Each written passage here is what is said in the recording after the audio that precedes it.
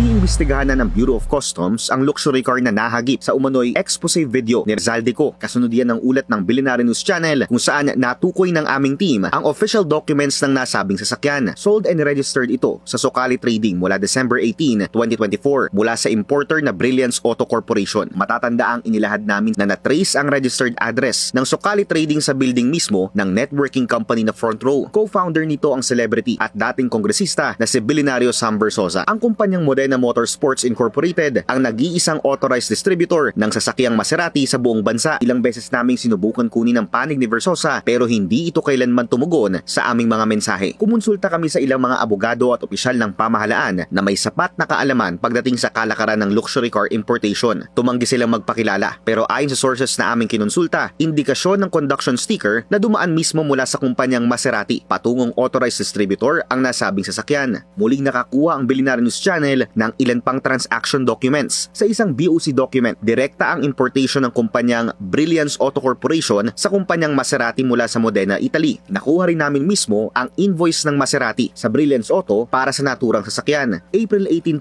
2022, issued ang order kasabay ng dalawa pang Maserati MC20 at tatlong Maserati Grecali GT. Ang kabuuang halaga, approximately 35 million pesos. Ito ay kahit na ang Modena Motorsports lang dapat ang authorized distributor sa buong bansa. Ayon sa kinonsulta naming sources, isang malaking posibilidad na tinitingnan dito, pagmamay-ari rin ng company owner ng Modena Motorsports ang Brilliance Auto, kaya ito nakakaangkat direkta sa Maserati sa Italy. Matapos ang mahigit isang oras na paghihintay, sinabi ng ilang staff ng building na wala pa raw maaaring kumausap sa amin. Sinubukan uli namin kunin ang panig ni Sam Versosa pero muli, hindi ito tumugon sa aming mga mensahe.